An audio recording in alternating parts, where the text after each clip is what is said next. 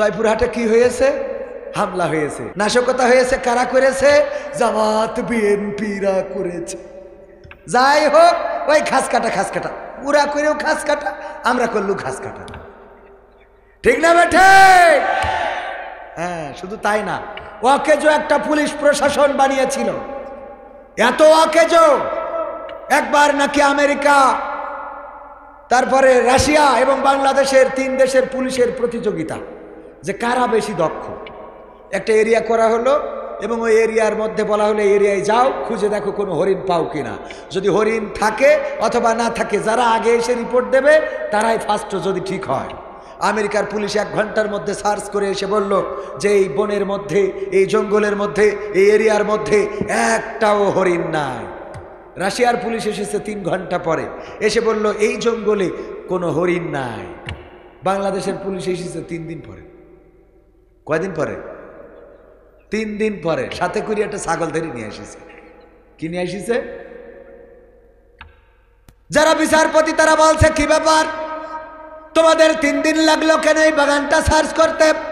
বলল আপনি এমন একটা বাগানে আমাদের পাঠিয়েছেন যেই বাগানে আমরা তন্ন তন্ন করে খুঁজে দেখলাম কোথাও কোনো হরিণ নাই। হরিণ তো দূরের কথা, হরিণের আন্ডা বাচ্চা কিছু নাই। তো এটা তো আমরা আমেরিকার পুলিশের কাছে রিপোর্ট পেয়েছি 1 ঘন্টায়, আর রাশিয়ার পুলিশের কাছে রিপোর্ট পেয়েছি 3 ঘন্টায়। তোমাদের 3 দিন লেগে গেল কেন? আর সাথে করে ধরে আনিস ওইটা কি? কয় এইটা ধরে আনতে যে এই তো আমাদের 3 দিন লেগে গেছে। কারণটা কি? কারণ হলো আমরা যখন কোথাও কোনো হরিণ খুঁজে পেলাম না, তখন চিন্তা করলাম কি করা যায়। গবেষণা করতে করতে হঠাৎ করে মাথায় চিন্তা আসলো যে যাই করে হোক তাই করে হোক হরিণ তো একটা হাজির করা লাগবে। এরপরে সামনে দিয়ে দেখি একটা ধাড়ি ছাগল দৌড়ে যাচ্ছে। তাড়াতাড়ি করে তারা আমরা ধরলাম, ধরে নিয়ে আসিছি। কারণটা কি? কারণ হলো স্যার, এই হরিণ, এই ধাড়ি ছাগলরে যদি রিমান্ডে দেন তাইলে ও নিজে মুখে স্বীকার করবে ও হরিণ। ও বলবে আমি ছাগল নামে হরিণ। রিমান্ডে দিতে হবে খালি। কথা কি বোঝা গেছে? ওর যদি রিমান্ডে দেন তাইলে ও নিজেই বলবে, আমাদের বলা লাগবে না, ওই বলবে আমি হরিণ। এই ডানতি যে আমাদের 3 দিন লেগে গেল। ভাইরা আমার, এমন অকেজো পুলিশ বানানো হলো। কোথায় কোন হামলা হয়, কোথায় কোন নাশকতা হয়, কোথায় কে মন্দিরে যে মূর্তি ভাঙে, সব দোষ জামাত বিএনপি, জামাত শিবির, দাড়িওয়ালা টুপিওয়ালা মসজিদের ইমাম খতিব, মাদ্রাসার মুফতামিম মুহাদ্দিস, ইসলামী আন্দোলনের নেতাকর্মী কোনো কথা ছাড়াই ধরে আনে। যখন জিজ্ঞেস করে ডিসি সাহেব ওসিকে, এই ওসি তুমি যাকে ধরেছ এই যে আব্দুল গফুর, সে কি হামলা করেছে নাকি? কয় আমার কাছে শোনা লাগবে না, আপনি 15 দিন রিমান্ডে নেন। ওই কবে আনে? কথা কয় না, ঠিক না বেঠে? 15 দিন রিমান্ডে দেন, আমরা বলা লাগবে না, ওর মুখিতেই শুনবে। এই বাহিনী বানাইলো না? বানাইলো না? আমি চাই বাংলাদেশে কাঁদবে না আর কেউ তো দুঃখে। আমি চাই প্রতিটা মানুষ মিলে মিশে থাকবে সুখে। আমি চাই সাংবাদিকে সত্য কথা লিখুক সবে। আমি চাই চ্যানেলগুলো সত্য প্রচার করুক ভাবে।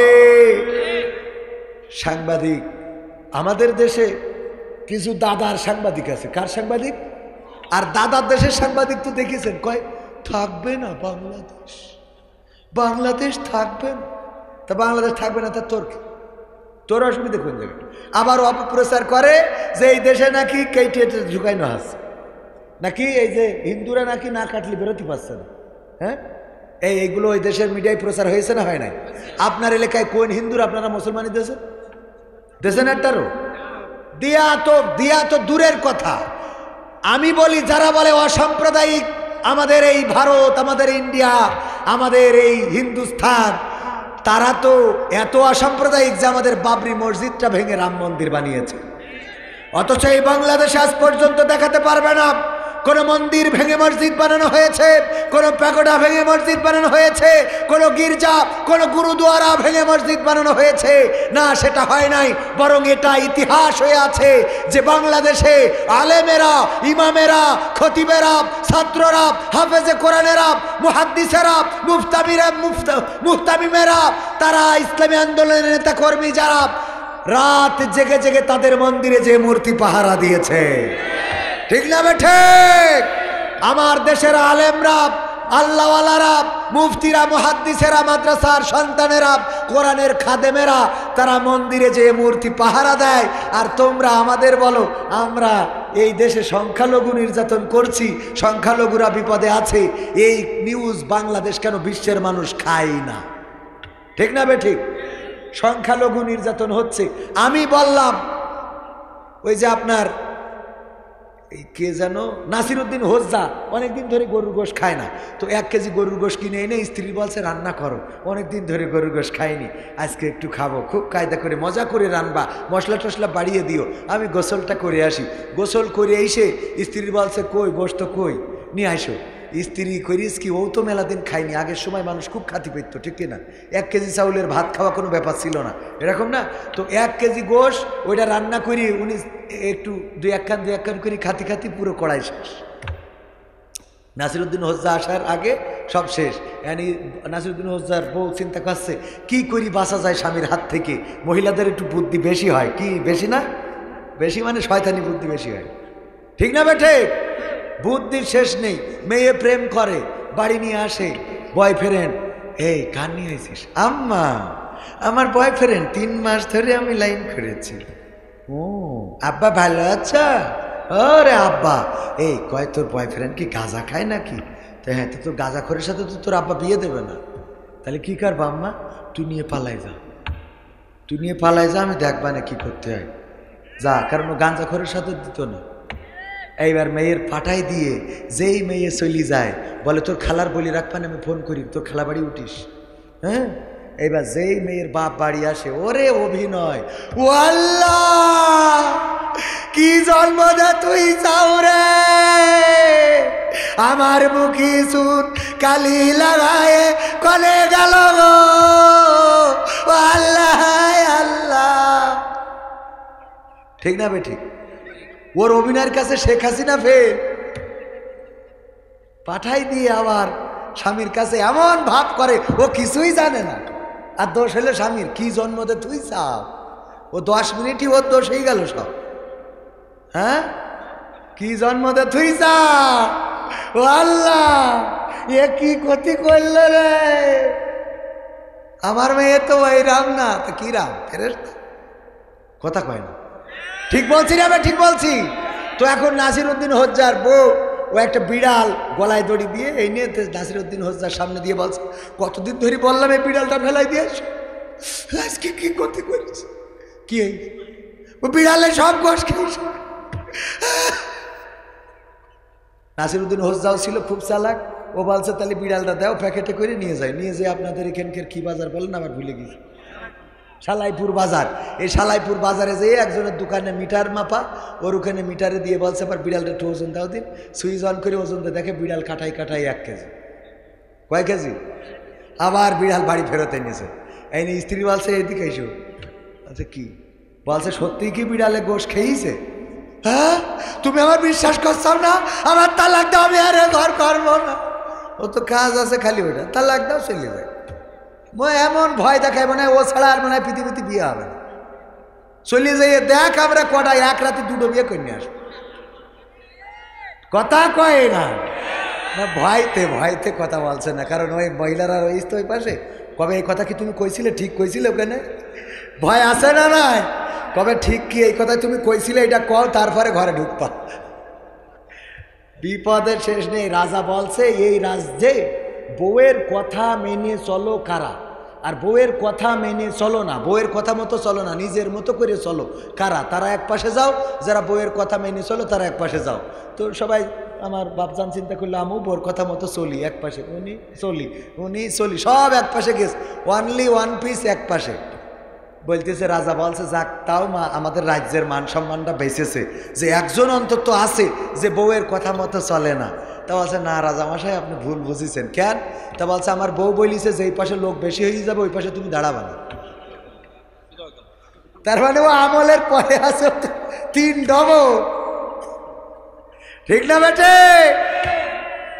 এই জন্য এরা ঠিক বলতেও ভয় পাচ্ছে যে যদি বাড়ি যাওয়ার পরে বলে যে এই কথাই কি ঠিক। যাই হোক, এখন বলতেছে নাসিরউদ্দিন হোজ্জা ঠিক আছে আমি তোমার কথা বিশ্বাস করছি, কিন্তু আমার কথা হলো এই যে বিড়ালটা আমি ওজন দিলাম কাটাই 1 কেজি, আমার প্রশ্ন হলো যে এইটা যদি সেই বিড়াল হয় তাহলে সেই 1 কেজি গোশত কই, 1 কেজি গোশত কই, আর এটা যদি গোশত হয় তাহলে বিড়াল কই? কথা কি বোঝা গেছে? কথা কি বোঝা গেছে? আমার কথা হলো, আমার দাদা বাবুরা বললেন এই দেশে হিন্দু নির্যাতিত হচ্ছে, এই দেশে সংখ্যালঘু নির্যাতিত হচ্ছে, আর আমরা দেখলাম কোনো সংখ্যালঘু নয়, প্রথমে নির্যাতিত হয়েছে শেখ হাসিনা, তাকে এই দেশ থেকে বিতাড়িত করা হয়েছে, তারপরে নির্যাতিত হয়েছে আমাদের শামীম ওসমান হাফিজাহুল্লাহ, ওবায়দুল কাদের রাহিমাহুল্লাহ, সালমান এফ রহমান হাফিজাহুল্লাহ, মানিক, তারপরে ইনু মেনন, দীপু মানিক, সব মুসলমান, একটাও আমরা পালাম না হিন্দু। নির্যাতন যেগুলো হচ্ছে মুসলমান না হিন্দু, কথা কয় না। আমার প্রশ্ন হইল, যদি সংখ্যালঘু নির্যাতন হয় তাহলে নির্যাতন তো হচ্ছে শেখ হাসিনা, ওবায়দুল কাদের, ইনু মেনন, দীপু মনি, শামীম ওসমান, সালমান এফ রহমান, মানিক, আরাফাত, ব্যারিস্টার সুমন, সব মুসলমান, আর ওরা বলে সংখ্যালঘু নির্যাতিত হচ্ছে। আমরা খুঁজে দেখলাম এই দেশে তো হিন্দুরা নির্যাতিত হচ্ছে না, তাহলে সংখ্যালঘু যদি হয় তাহলে ইরা নাকি? কথা কয় না। আবার ওরা যদি সংখ্যালঘু হয় তাহলে সব তো দেখি মুসলমান, তাহলে মুসলমান করে গেল। কথা কি বোঝা গেছে? নির্যাতিত তো হচ্ছে সব মুসলমান। এই দেশে এই ইউনিয়নের যে চেয়ারম্যান ছিল আওয়ামী লীগ, সে কি এলাকায় আছে? মুসলমান না হিন্দু? মুসলমান। তাহলে সে এলাকায় নেই, সে চলে গেল, তাহলে এইটা মুসলমান। এখন যদি সংখ্যালঘু নির্যাতিত হয় তাহলে ইনার আমাকে সংখ্যালঘুতি পাঠানো ছাড়া তো রাস্তা নেই। আবার ইনার যদি সংখ্যালঘুতি পাঠায় তাহলে উনি তো মুসলমান, তাহলে সে মুসলমান আবার কনে যাচ্ছে? কথা কি বোঝা গেছে?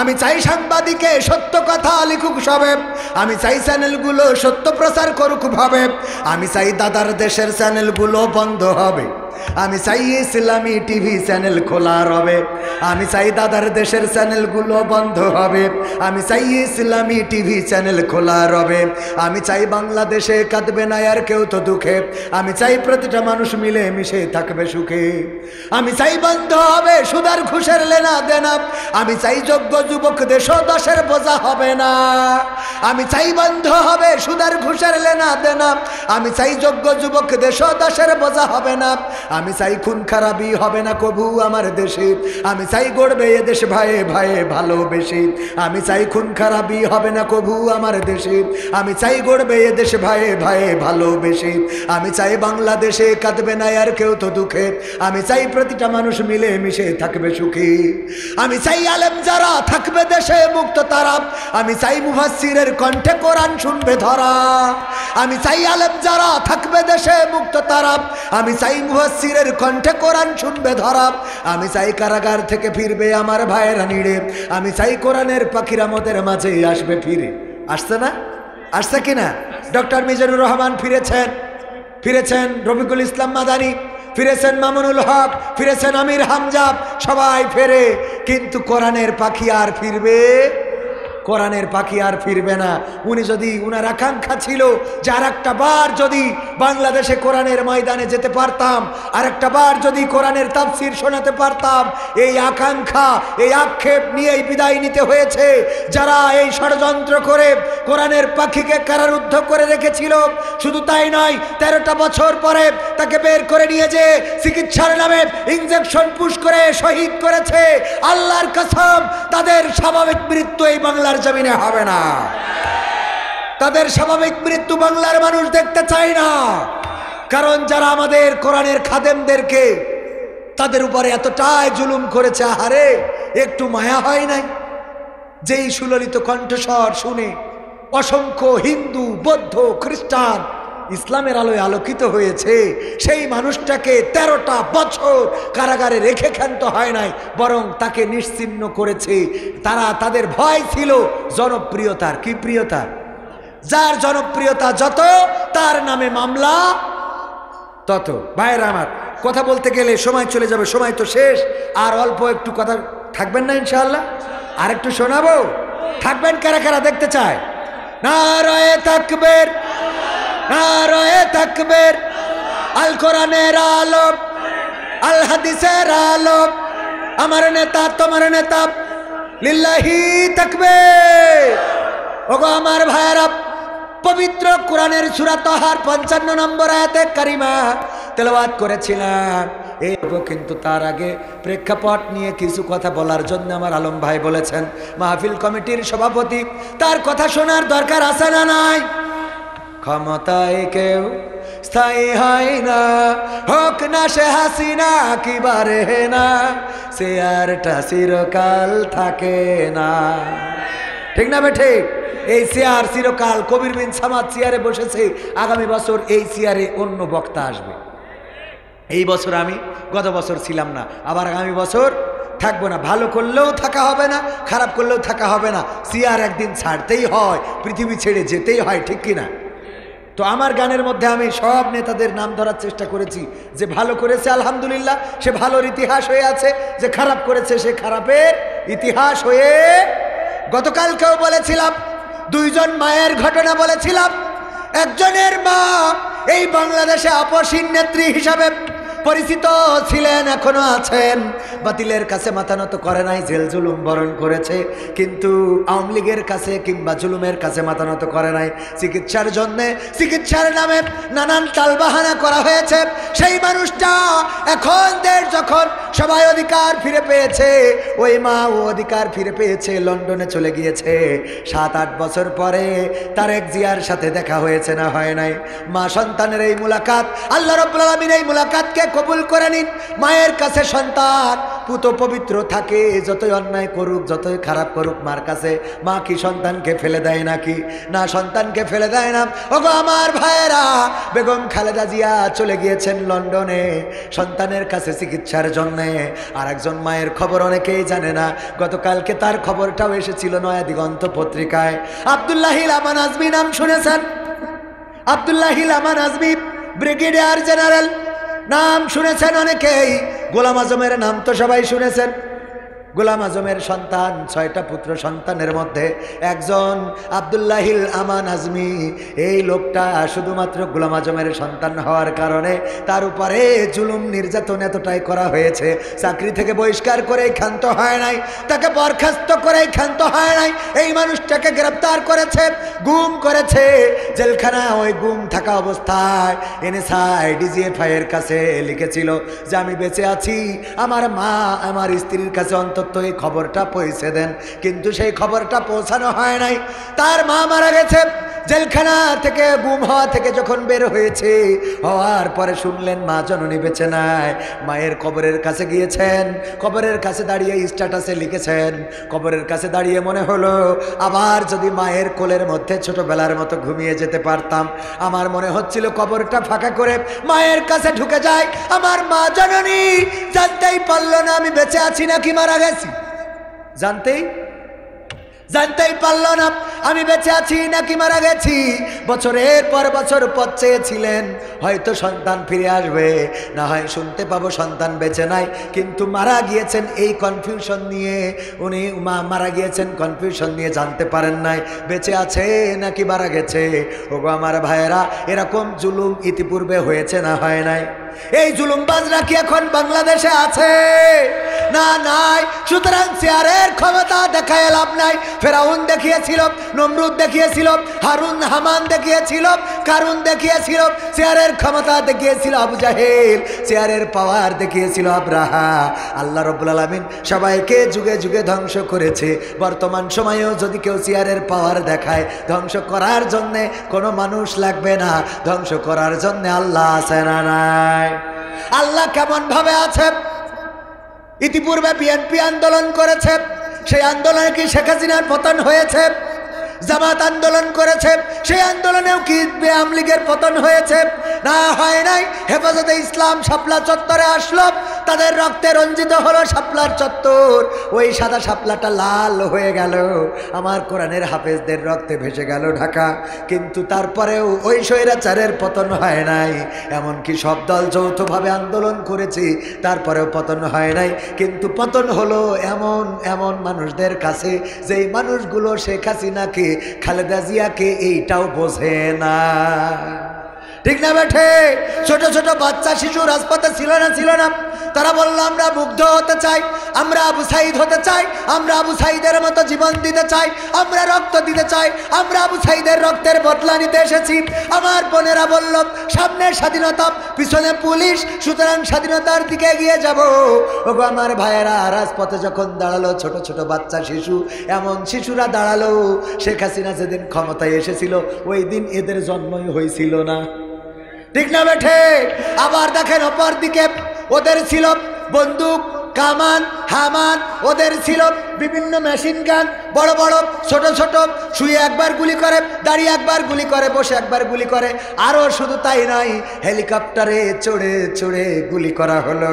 ওগো আমার ভাইয়েরা, ছাদের উপরে ছোট বাচ্চা শিশুরা খেলে, ওরা হেলিকপ্টার দেখার জন্য ছাদের উপরে উঠেছে, ছাদের উপরে উঠলো আর গুলি করা হলো। বাচ্চা শিশু ওই ছাদের উপরে ছটফট করে মারা গেল। আরে কত নিষ্ঠুর, কত জালিম, কত বড় জুলুম করা হলো। যেই বাচ্চা শিশুটা শখ করে হেলিকপ্টার দেখতে চেয়েছে, বুঝতেও পারে না এই হেলিকপ্টারটা জীবনটা কেড়ে নিতে চেয়েছে। এটা যেন আল্লাহর নবীর জামানায় দাহিয়াতুল কালবি নামের একজন সাহাবা ছিলেন। সবাই জানেন ইসলাম কবুল করার পরে খুব করে কান্নাকাটি করেছেন। আল্লাহর রাসূল সাল্লাল্লাহু আলাইহি সাল্লাম বললেন, ওগো দাহিয়াতুল কালবি, এত কান্নাকাটি করো কেন? দাহিয়াতুল কালবি বললেন, ওগো নবী, আমি তো ইসলাম কবুল করলাম, আমার গুনাহ কি সব মাফ হয়ে গেল নাকি? আল্লাহর নবী বলে, তোমার পিছনের সব গুনাহ ক্ষমা হয়ে গেছে। আল্লাহর নবীকে বললেন, আমার ভয় হয় আমার জীবনের একটা গুনাহ আল্লাহ ক্ষমা করবেন না। আল্লাহর নবী বিশ্ব নবী সাল্লাল্লাহু আলাইহি সাল্লাম বললেন, কোন গুনাহ? তোমার কি এমন গুনাহ আছে আমাকে কি বলা যাবে যেই গুনাহটার জন্য তুমি ভয় পাও আল্লাহ ক্ষমা করবেন না? দাহিয়াতুল কালবি বললেন, ওগো বিশ্ব নবী, আমার একটা কন্যা সন্তান, আমার স্ত্রী যখন গর্ভবতী ছিল, আমি আমার স্ত্রী গর্ভবতী থাকাকালীন বিদেশে গেলাম ব্যবসার জন্য। আমি ব্যবসার কাজে বাইরে গেলাম, আমার স্ত্রী গর্ভবতী, আমার কাছে খবর আসলো আমার একটা সন্তান হয়েছে, তবে সে মারা গিয়েছে অথবা মৃত সন্তান জন্মগ্রহণ করেছে, ভূমিষ্ঠ হয়েছে। আমি যখন 3-4 বছর 5 বছর পরে বাড়িতে আসলাম, আসার পরে দেখি আমার বাড়িতে একটা ফুটফুটে কন্যা সন্তান ঘুরে বেড়ায়। আমি বললাম, এই সন্তানটা কার? বলল, এটা হলো তোমার সেই সন্তান যেটা তুমি গর্ভে রেখে গিয়েছিলে। তাইলে আমাকে মিথ্যা কেন বলেছিলে? মিথ্যা বলেছিলাম এই জন্যে যে তুমি আমাকে আদেশ করবা এই সন্তানকে মেরে ফেলো, কারণ এই মক্কায় কোনো কন্যা সন্তান বাঁচিয়ে রাখা হয় না। কন্যা সন্তান হইলে সবাই লজ্জা বোধ করে, অপমান বোধ করে, এই কারণে আমি তোমার সাথে মিথ্যা বলেছিলাম। দেখো কত ফুটফুটে, কত সুন্দরী, এই জন্য নাম রেখেছি জামিলা, মানে অত্যাধিক সুন্দরী। এই কন্যাকে এখন জানি তুমি আর মারতে পারবা না, তাই বড় করেছি তিলে তিলে। ওই সন্তান আল্লাহর নবী দাহিয়াতুল কালবি আল্লাহর নবীকে বললেন, ওগো বিশ্ব নবী, আমি যখন রাত্রে ঘুমালাম, রাত্রে খাটের উপরে শুইলাম, আমার সন্তান মাঝখানে শুয়া, একবার আম্মু আম্মু বলে ওর মায়ের গলা জড়িয়ে ধরে, আর একবার আব্বু আব্বু বলে আমার গলা জড়িয়ে ধরে। আর আমি রাত্রে চিন্তা করতে লাগলাম, এই সন্তানকে তো বাঁচিয়ে রাখা যাবে না। মক্কার মানুষ আমাকে বলবে, ওই যে দেখো কন্যা সন্তানের বাবা হেঁটে যায়, ওই যে দেখো অমুকের মেয়ে, অমুকের মেয়ে আছে, অমুকের মেয়ে আছে, এই কথা বলবে। এই চিন্তা করে আমি চিন্তা করলাম এই সন্তানকে বাঁচিয়ে রাখবো না। পরের দিন স্ত্রীকে বললাম, স্ত্রী সন্তানকে গুছিয়ে দাও। কতটা বছর বাইরে থেকে আসলাম, আত্মীয়ের বাড়িতে বেড়াতে যাওয়া হয় না, আমি আমার সন্তানকে নিয়ে আত্মীয়ের বাড়িতে যাব। আমার স্ত্রী সরল মনে মেয়েকে গুছিয়ে দিল, আমি তাকে নিয়ে ছুটে চললাম নিরাপদ জঙ্গলের দিকে, নিরাপদ গন্তব্যের দিকে। যখন আমি যাইতেছি, মাঝে মাঝে আমার সন্তান পিছনে পড়ে যায়, আব্বু আব্বু বলে ডাক দিয়ে দৌড়ে এসে আমার আবার জড়িয়ে ধরে, আবার পিছনে পড়ে যায়, আবার আব্বু আব্বু বলে ডাক দিয়ে সামনে এসে জড়িয়ে ধরে। এমনি করে করে যখন আমি গন্তব্যে পৌঁছে গেলাম, আমি আমার কন্যাকে বললাম, ওইদিকে যাও খেলো। আমি গর্ত খোঁড়া শুরু করে দিলাম, গর্ত খোঁড়া হয়ে গেল। আমার সন্তান গর্ত যখন খুঁড়ছিলাম, বারবার আসে, আমার দাড়িতে ধুলা লেগে যায়, ধুলাগুলো ছেড়ে দেয় আর বলে, ওগো বাবা, এত কষ্ট কেন করো? এত কষ্ট করার কোনো দরকার নাই। আমি আমার সন্তানের সেই মায়া মহব্বতের সেই কথাগুলো এখনো শুনতে পাই। এরপরে গর্ত খনন করা যখন হয়ে গেল, সন্তানকে ডাকলাম, আসো গর্তের মধ্যে দেখো মা। গর্তের কাছে যখন আসলো, আমি তারা হাত পা বেঁধে ফেললাম।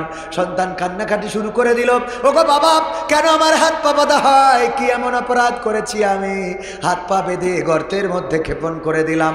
সন্তান চিৎকার করে বলল, বাবা গো, বাঁচতে দাও, মেরো না ওগো বাবা, আমার মায়ের কাছে যেতে দাও, যদি তোমাকে বাবা ডাকা অপরাধ হয়ে থাকে আর কখনো ডাকবো না। ওগো বাবা, আমাকে হত্যা করো না, আমাকে মেরে ফেলো না। আমি তার কোনো কথা শুনলাম না, একটা পাথর নিলাম আর আমি তার বুক বক্ষ বরাবর মেরে দিলাম। পাথরটা বুকের উপরে পড়লো, চারিদিক দিয়ে রক্ত ফিনকি দিয়ে বের হয়ে গেল, আর মুখ থেকে একটা আওয়াজ ভেসে আসলো, আব্বা আব্বা। এখনো যখন আমি পথ চলি, হঠাৎ করে আমার মেয়ের ওই কান্নার শব্দটা শুনি, আব্বা আব্বা। এই কান্না, এই চিৎকার এখনো আমার কানে বাজে। ওগো বিশ্বনবী, আমার ভয় হয়, আল্লাহ আমার জীবনের সব গুনাহ ক্ষমা করলেও এমন বড় অপরাধ আল্লাহ ক্ষমা করবেন না। আল্লাহর নবী যখন এই ঘটনা শুনছিলেন, বিশ্ব নবীর এত দয়া, এত মায়া, আল্লাহর নবীর চোখের অশ্রু গড়িয়ে দাড়ি ভিজে টপ টপ করে মাটিতে পড়ছিল। বিশ্ব নবী বললেন, ওগো দাহিয়াতুল কলবি, আল্লাহ তোমাদের সব গুনাহ ক্ষমা করে দিবেন। তবে আমি চিন্তা করি, জাহেলিয়াতের যুগে তোমরা কতটা জাহেল ছিলে, কতটা মূর্খ ছিলে, কতটা বর্বর ছিলে, কতটা নরপিশাচ ছিলে, কতটা তোমরা নিষ্ঠুর ছিলে যে তোমাদের কলিজার টুকরা কন্যা সন্তানদেরকেও বাঁচিয়ে রাখো না। আরে আমাদের স্বৈরাচার সরকার এমন ছিল, ছোট ছোট বাচ্চা শিশুরা রাজপথে দাঁড়ালো, কার সন্তান, কার কলিজার টুকরা তিলে তিলে বড় করেছে। ছোট ছোট বাচ্চা শিশুগুলো তাদের বুকে গুলি চালাইতে দ্বিধাবোধ করে নাই। আমার আবু সাইদের বুকে গুলি চালালো, আমার মুগ্ধ পানি পানি বলে চিৎকার করছিল। আরে কত সুন্দর মানুষটা বলল, পানি লাগবে, পানি পানি লাগবে, পানি। কার পানির দরকার? পানি লাগবে, পানি।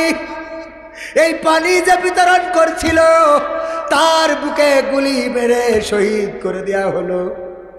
আরে ছোট ছোট বাচ্চা শিশুগুলো ছাদের উপরে হেলিকপ্টার দেখতে গেল, আর ওই হেলিকপ্টার থেকে গুলি করা হলো। আর ছোট ছোট বাচ্চা শিশু, হিন্দুর সন্তান পর্যন্ত মারা গিয়েছে। ছোট বাচ্চা শিশুরা, কলিজার টুকরারা, যারা ঘর মাতিয়ে রাখে, যারা একবার আব্বুকে ডিস্টার্ব করে, আঞ্জালা করে, আব্বু আব্বু বলে আব্বুকে বিরক্ত করে, আর একবার আব্বুকে বিরক্ত করে। এই বিরক্ত না করলে বাড়িটা আনন্দে থাকতো না, বলেন ঠিক কিনা? এই বাচ্চা শিশুগুলো শহীদ করে দেওয়া হলো, এত জুলুম করা হলো। এরপরেও আবার আমাদের নেত্রীরা বলল যে আমরা উপর থেকে গুলি ছুড়ি নাই, পানি ছুড়েছি। তার মানে ওদের কাছে গুলিটা হলো পানির মতো, ঠিক না বেঠে? ওদের কাছে বন্দুকের গুলি পানি। ওরা মানুষের জীবনকে মানুষের জীবন মনে করে নাই, মানুষকে শুধু মেরেই ক্ষান্ত হয় নাই, সেইগুলোকে আবার ভ্যানে ভরেছে, পুলিশের পিকআপে ভরেছে, আগুন জ্বালিয়ে দিয়েছে, পুড়ে ছারখার হয়ে গেছে। আহারে মুসলমান লাশগুলোর একটু কবর দাফন কাফনের ব্যবস্থাও করতে দেয় নাই। গুম করেছে ইলিয়াস আলী নামের বিএনপির যে নেতা সিলেটের, তাকে হত্যা করার পরে, জানার পরেও নেত্রী বলল, ঠিক আছে আমি খুঁজে দেব, আমি খুঁজে দেখব। মেয়েকে জড়িয়ে সান্ত্বনা দিল। আহারে কত বড় অভিনেতা, আবার টিস্যু পেপার দিয়ে চোখ মুছেছে না মোছে নাই? চোখ মুছলো এমন ভাবে আমার মুকাদ্দাস, আমার ওয়ালিউল্লাহ শহীদ করে দেওয়া হলো। কত ছাত্র সংগঠনের কত নেতা কর্মী চিরজন্মের মতো তাদেরকে বিদায় করে দেওয়া হলো। ওগো আমার ভাইয়েরা, তারপরেও কি ক্ষমতার চেয়ারটা টিকেছে? না, টেকে না। ইতিপূর্বেও যেমন ফেরাউনের ছিল না, নমরুদের ছিল না, তেমনি বর্তমান সময়ে তাদের রাস্তা যারা অনুসরণ করবে, এই চেয়ারটা তাদের দখলে থাকবে। এই জন্য আমি বলেছি, ক্ষমতায় কেউ স্থায়ী হয় না, হোক না সে হাসিনা কিবারে না, চেয়ারটা চিরকাল থাকে না। মুজিবুর বেশি দিন থাকেনি, জিয়াউর কেউ তো রাখেনি। মুজিবুর বেশি দিন থাকেনি, জিয়াউর কেউ তো রাখেনি। এরশাদ চলে গেছে পৃথিবী ছেড়ে, এরশাদ চলে গেছে পৃথিবী ছেড়ে, কেউ আজ তার কথা কয় না, ঠিক না বেঠে? কষ্ট হচ্ছে বাজান আপনাদের? ক্ষমতায় কেউ স্থায়ী হয় না, হাসিনা ক্ষমতা ধরে রাখতে আয়না ঘর বানিয়েছিল, ঠিক না বেঠে? যারা ঠিক বলবে না তারা ওদের দোসর, ঠিক না বেঠে? হাত উঁচু করে বলেন ঠিক না বেঠে? আরো জোরে বলেন ঠিক না বেঠে? কারণ আপনি যদি ঠিক না বলেন তাইলে বুঝবো আপনি বিশেষ দানের লোক করেন। এরকম আছে না নাই? ওবায়দুল কাদের কাকা পালিয়ে গেল। ওবায়দুল কাদের কাকা আমার যশোরের বুকির পদ্মা চলে গেছে। শুনলাম কোন দলের লোক সহযোগিতা করেছে, যে সহযোগিতা করেছে আর যাই হোক সে দলের প্রতি আনুগত্যশীল নয়, বরং সে দলের বাইরে যে কাজ করেছে। বলেন ঠিক কিনা? এই জাতীয় লোক দলে রাখা যাবে না? যাবে না। কারণ যারা জুলুম করলো, নির্যাতন করলো, নিষ্পেষণ করলো, বিনা বিচারে তাদেরকে এই দেশ ছেড়ে সেভ এক্সিট করতে দেয়া হবে। কথা কয় না? হবে। হাসিনা ক্ষমতা ধরে রাখতে আয়না ঘর বানিয়েছিল, জনগণের রোশানলে দাদার দেশে পালিয়ে গেল।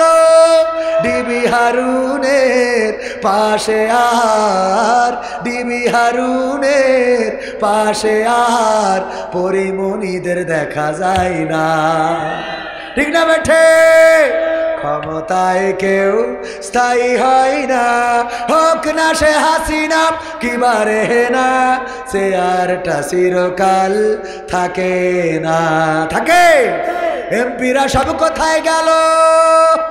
মন্ত্রীরা সব কোথায় গেল? কোথায় কাদের কাকা? তাদের ছাড়া দেশটা এখন লাগে ফাঁকা ফাঁকা। ঠিক না বেঠে? পালাবো না, প্রয়োজন হলে ফখরুলের বাসায় গিয়ে উঠব। ঠাকুরগাঁওয়ে বাসা আছে না? জায়গা দেবে? বলবো বলবো? শুনবেন শুনবেন? থাকবেন শেষ পর্যন্ত? কারা কারা থাকবেন? কিসের জন্য থাকবেন? আমার জন্য না আল্লাহর জন্য? কার জন্যে? আল্লাহর জন্য, আল্লাহর কোরআনের জন্য থাকতে রাজি আছেন ইনশাআল্লাহ? সত্যি সত্যি কি আপনারা আল্লাহকে ভালোবাসেন? বাসেন? আল্লাহ রাসূলকে ভালোবাসেন? সত্যি? লাইলি আর মজনু দুইজনের তো একটা প্রেম ছিল। মজনু কোনোদিন লাইলিরে দেখে নাই, তো দেখার জন্য ওর বাড়ির গেটের সামনে গেছে। এইটা শুনে লাইলি প্রতিদিন 1 গ্লাস করে দুধ পাঠায় দেয়, নাও মজনুরে খাওয়াও। এইটা দেখার পরে আব্দুল গফুর সাহেব চিন্তা করছে 1 গ্লাস করে দুধ ফিরি ফিরি যেহেতু পাওয়া যায় তো মাগনা খাবো, অসুবিধা কি? উনিও যেই বসে বলছে আমিও মজনু। আমি চিন্তা করলাম আমি কবির বিন সামাদ লস করবো কেন, আমিও যেই বললাম আমিও লাইলির মজনু। আমার চাচা বলছে আমিও লাইলির মজনু। একসাথে 1-150 হয়ে গেছে। লাইলির বান্ধবীরা বলছে আর তো দুধ খাওয়াই পাচ্ছি না। কেন? মজনু তো ছিল আগে একটা, এখন 100টা। কয় আরে আমার মজনু লাগবে একটা, কি এর 100টা?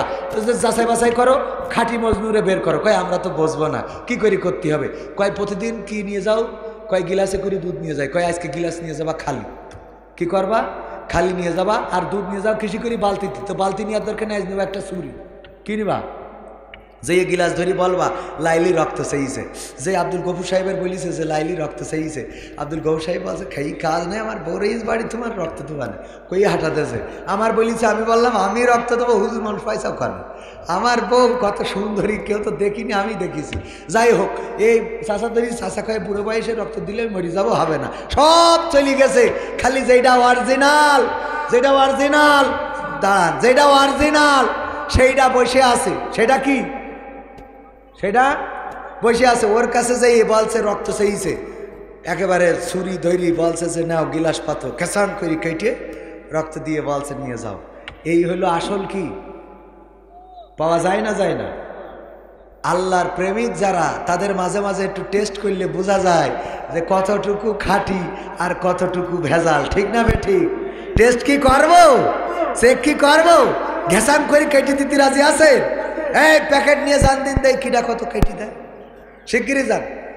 যা আছে পকেটে দিয়ে দেন, প্যাকেটে যা আছে পকেটে দিয়ে দেন, প্যাকেটে।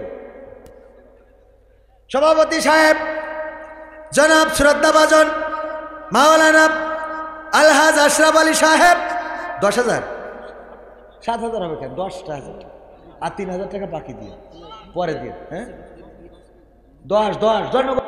ওরে বাবা হইবে না, আল্লাহ আল্লাহ ভরসা। কয় হাজার? নারায়ে তাকবীর, 10,000 টাকা দিলেন আমার সভাপতি সাহেব, আল্লাহ দানকে কবুল করে নাও, নেখায়াত দিয়ে দাও, মনের স্বপ্ন পুরা করে দাও, আপনজনদের কবুল করে নাও। তারপরে কিরা দিয়েছে জনাব হায়দার আলী, পিতামাতার জন্য দোয়াছে, 1000 টাকা 3 বস্তা সিমেন্ট করলো দান। আল্লাহ বাড়িয়ে দাও, সম্মান নেখায়াত দিয়ে দাও। পিতামাতা যদি কবরে থাকে, আল্লাহ কবরটারে জান্নাতের বাগান বানাও। এখনো কিন্তু আমি আলোচনা করি নাই, চলে গেলি আলোচনা হবে না, মোনাজাত করে দেবো। তারপরে আর কোন আমার সহসভাপতি সাহেব, সভাপতি দিল 10,000, সহসভাপতি কয় হাজার, আলহাজ মাওলানা মোহাম্মদ আব্দুর রহমান কাজী সাহেব, আমার শ্রদ্ধা ভাজন। আল্লাহ রব্বুল আলামিন আমার শ্রদ্ধা ভাজনকে নেখায়াত দান করে দিন, বলেন আমিন, বলেন আমিন। ও আমার ভাইরা আর কারা আছেন, তাড়াতাড়ি আমার ভাইজানেরা একটু আল্লাহর রাস্তায় দিতে হবে। আমার ভাইজান বিশেষ করে নাম জনাব এনামুল হক মোল্লা, তাই তো, এনামুল হক মোল্লা, লিল্লাহে তাকবীর। 2000 টাকা নগদ করলো দান। আমার লেখা বই আছে, আমার যত গান আমি গাই, সব গানের বই, পাশাপাশি কুইজের বই, প্রশ্নোত্তর পর্ব, আপনারা চাইলে সংগ্রহ করতে পারেন। সহসভাপতি 1000 এরা কি হবে? হ্যাঁ, সভাপতি যদি দেয় 10,000, সহসভাপতি কয় হাজার? 5,000। আমার তো দোষ না, মানছে বলে একটু অভাব যাচ্ছে, কমাই দিলাম 3,000 টাকা, দিক 2,000 বাকি। না রয়ে তাকবীর।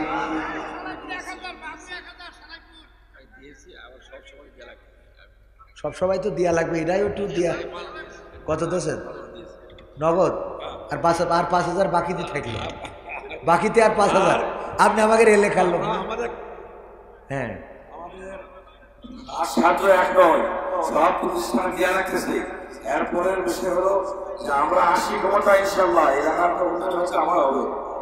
হ্যাঁ, ও ক্ষমতা এসে সরকারের তা মেরি কেটে দেওয়ার দরকার নেই। কিডা আলম মেকার 1000 টাকা করলো দান, সহসভাপতি 3,000। আল্লাহ দানকে কবুল করে নাও, নেখায়াত দিয়ে দাও, মনের স্বপ্ন পুরা করে দাও, আপনজনদের কবুল করে নাও। তারপরে আর কিডা, তাড়াতাড়ি কিডা সিমেন্ট দেওয়ার মতো এই মাদ্রাসার জন্য। দেখেন, ওই যে বলেছিলাম, আল্লাহর মজনু কারা, আল্লাহর মজনু যারা বসে থাকবে তারা কে? আমার যুবক মানুষ, নাম কি শোনা? নিয়ামুল ইসলাম। আম্মুর জন্য দোয়াছে আমার নিয়ামুল ইসলাম, ছোট বাচ্চা, কিশোর, যুবক। নিয়ামুল দিল 200 টাকা, আল্লাহ দানকে কবুল করে নাও। নিয়ামুলের এই 200 টাকার দান আল্লাহ কবুল করে নাও। মায়ের জন্য দোয়া চাই, আল্লাহ মাকে নেখায়াত দিয়ে দাও, মনের নেক বাক্সাত পুরা করে দাও। আল্লাহ মা যেন বোঝে এই ছেলের তাড়াতাড়ি বিয়ে দিতে হবে, তৌফিক দিয়ে দাও, বলেন আমিন। একবার বিয়ের দোয়া পর্যন্ত করে দিলাম। হ্যাঁ, খুশি ডাকবো। শুকরান, শুকরান। রফিকুল 500 টাকা, বাকি 500, নগদ 500। আল্লাহ দানকে কবুল করো, নেখায়াত দাও, মনের স্বপ্ন পুরা করো, আপন জনদের কবুল করো। এই দানের ওসিলায় আব্দুল সালাম 1000 বাকিতে, আল্লাহ কবুল করো। আয় হায়, 12:30 বাজতে গেছি। এই যে দেখেন, আলোচনা আমি বলে দিই দাওয়াত নেওয়ার সময় 10টায় দিলে 2 ঘন্টা কমপ্লিট ভালো করে কথা বলা যায়। দেবে দেরি করে আবার বলবে হুজুর কালেকশন করে, কনে যাবো কন, এর না করলে আবার যাওয়ার সময় টাকা দেবেন। আব্দুল মালিক 2 মণ আলু। হ্যাঁ, আলু দরকার আমাদের, খুব আলুর দাম, এদিকে তো আলুর দাম কম। না রয়ে থাকবে। আব্দুল মালিক কয় মণ আলু? 2 মণ আলু করলো দান, বাড়িয়ে দাও সম্মান। আল্লাহ তুমি দয়া করে যত ফসল দিবা সেই ফসলের বাইরে 2 মণ আলু দান করে দাও, এই তৌফিক তো তোমার আছে গো আল্লাহ। তুমি দয়া করে আমার ভাইজানের চাষাবাদে বরকত দান করে দাও, বলেন আমিন। তারপরে আর কেউ মায়ের জন্যে, বাবার জন্যে, মা নাই, বাবা নাই, 1 মণ 2 মণ আলু, 1 ব্যাগ 2 ব্যাগ সিমেন্ট দেওয়ার মতো কেউ যদি থাকেন দিতে পারেন ভাইরা আমার। আর কোন আল্লাহর বান্দা আছেন নাকি? আছে?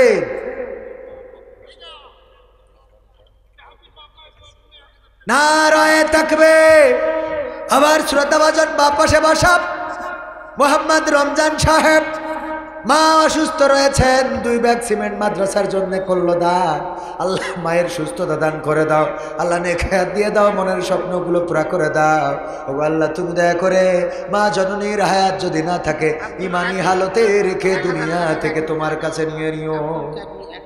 আব্দুল কাফি, আব্দুর রাজ্জাক 2 মণ আলু, আব্দুল কাফি, কাফি কাফি 1000 টাকা, নারায়ে তাকবীর।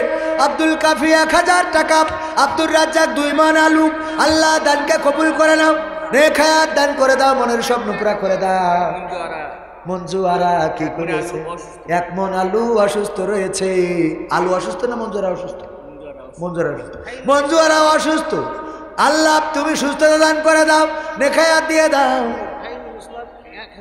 ফাইনুর ইসলাম 1000 টাকা, লিল্লাহি তাকবীর। আমার আঞ্জুয়ারা বেগম 1 মণ আলু দিল, আল্লাহ সুস্থতা দান করো। ফাইন ইসলাম 1000 টাকা। মইদুল ভাই 1 মণ ধান, লিল্লাহি তাকবীর। মইদুল ভাই দিলে 1 মণ ধান, আল্লাহ কবুল করে নাও, নেক হায়াত দাও, মনের স্বপ্ন পুরা করে দাও, আপনজনদের কবুল করে নাও। আব্দুল সামাদ আমার আব্বার নামে নাম। কয় মণ? 2 মণ আলু, লিল্লাহি তাকবীর। এত আলু আমার কিছু পাঠাই দিয়েন যশোরে। আল্লাহ এত আলু এই অঞ্চলে হয় 2 মণ করে দিল। আল্লাহ দানকে আপনার শ্বশুর, আমার মুজাফফর ভাইয়ের শ্বশুর, নারায়ে তাকবীর। মুজাফফর ভাইয়ের শ্বশুর আমার, তালি মুজাফফর ভাইয়ের শ্বশুর আমার কি হয়? কি আব্দুল সাদেক ভাই? হ্যাঁ সাদেক ভাই, না ভাই হবে না, তাওই হবে। আব্দুল সাদেক তাওই। কয় মণ? 2 মণ আলু দিল আমার ভাইজানের শ্বশুর। আল্লাহ দানকে কবুল করে নাও, নেক হায়াত দিয়ে দাও, মনের স্বপ্ন পুরা করে। আমিনুর মাস্টার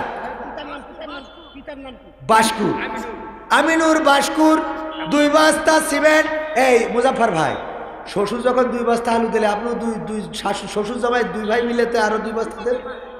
হ্যাঁ আসি তা 2 বস্তা বলেন, একটু দোয়া করে যাই মুসাফির মানুষ। নারায়ে তাকবীর, নারায়ে তাকবীর।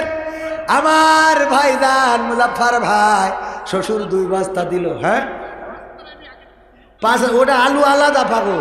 আলু না থাকলেও আপনি মাঠে রাত্রি যাই আরেকজনের তো তুলে নিয়ে আসবেন। আলু ফাতেমা 2 বস্তা সিমেন্ট। নবীর কন্যার নামে নাম। আল্লাহ ফাতেমা রাদিয়াল্লাহু তাআলা আনহার সাথে হাসর করে দিও। আমার মুজাফফর ভাই আগে দিয়েছে 5000, পরে দিল আরো 2 বস্তা আলু। আল্লাহ দানকে কবুল করে নাও, নেক হায়াত দাও, মনের স্বপ্ন পুরা করে দাও, আপনজনদের কবুল করো। মুস্তারি নারায়ে তাকবীর। মুস্তারি 2 মণ আলু। আল্লাহ দানকে কবুল করো, ব্যবসায় বরকত দান করো, আল্লাহ বিজনেসে বরকত দাও, আল্লাহ ক্ষেত খামারে বরকত দাও, আল্লাহ চাষাবাদে বরকত দাও, আল্লাহ সন্তানিতে বরকত দাও। ও আল্লাহ তুমি দয়া করে পরিবার পরিজনকে কবুল করে নাও, আপনজন যারা কবরে ক্ষমা করে দাও, বলেন আমিন। আর কেউ তাড়াতাড়ি, আর কেউ কি আছেন? আর কেউ? আমি মুসাফির মানুষ, আল্লাহর নবীর ঘরে যদি দান করেন ক্ষতি হবে না। আমার আলম ভাই কত কষ্ট করে, আপনার নাম ধরে আমি একটু দোয়া করতে চাইলাম। হ্যাঁ শেষবারের মতো কবিতা আপনারা ফাঁকা করে দিলে। ভালো একটা কবিতা। ওরে বাবা, হ্যাঁ হরন্তাপ কামরুল চৌধুরী 1000 টাকা নগদ করলো দান। আমার আলম ভাই একটু কিছু বলেন, একটু দোয়া করি নামটা ধরে।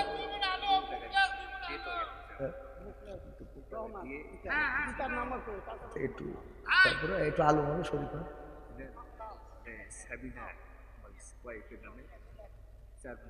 হ্যাঁ মাশাআল্লাহ, নারায়ে তাকবীর। আমার ভাইজান বললো আমার আর দিয়ার কায়দা নেই, এখন যা দেবে আমার বউ দেবে। বউয়ের নাম সাবিনা, ওয়াইফের নামে, স্ত্রীর নামে 4 মণ আলু দান করলেন। আল্লাহ দানকে কবুল করে নাও, বলেন আমি। ওয়াইফের নামে দিল 4 মণ। কিডা? মুখলেস ভাই 2 মণ আলু। মুখলেস ভাই দিল 2 মণ আলু। আর আমার আলম ভাই সাবিনা, আমার ভাইজানের ওয়াইফের নাম, জীবন সঙ্গিনী, কলিজার টুকরা, আহারে ভালোবাসার মানুষ, যার সাথে ঘর কন্যা করে, 2-4 মণ আলু তার নামে দিল। আল্লাহ দানকে কবুল করে নাও, নেক হায়াত দাও, আল্লাহ এই ভালোবাসায় বারাকা দান করে দাও, পরকালে জান্নাতে একসাথে সাথী করে দিও, বলেন আমিন। আর কেউ? আফরোজা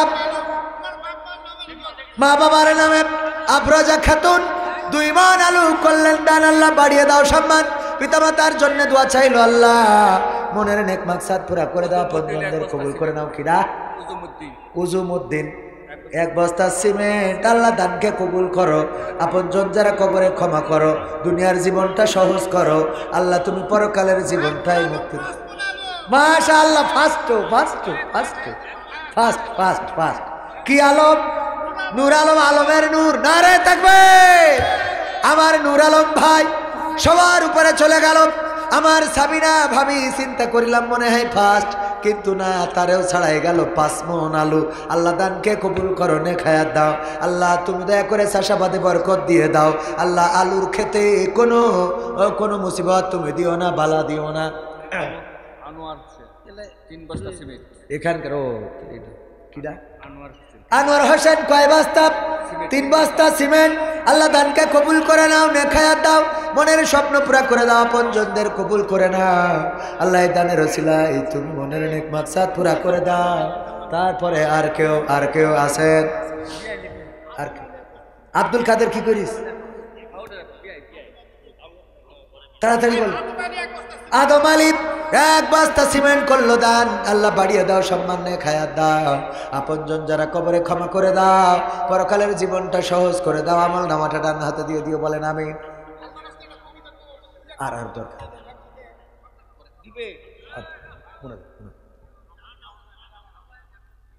ওয়াহেদ, আব্দুল ওয়াহেদ 1 বস্তা সিমেন্ট।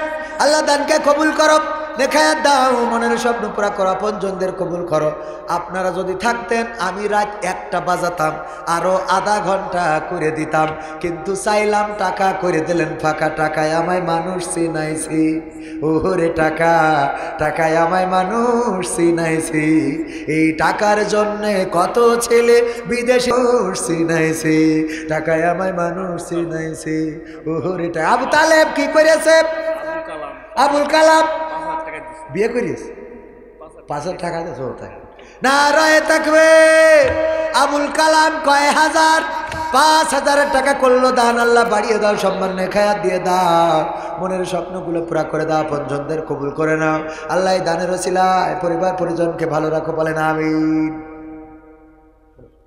আলহামদুলিল্লাহি রাব্বিল আলামিন। রব্বানা যালামনা أنفسنا وإن لم تغفر لنا وترحمنا لنكونن من الخاسرين. ربنا آتنا في الدنيا حسنة وفي الآخرة حسنة وقنا عذاب النار. الله গভীর রাত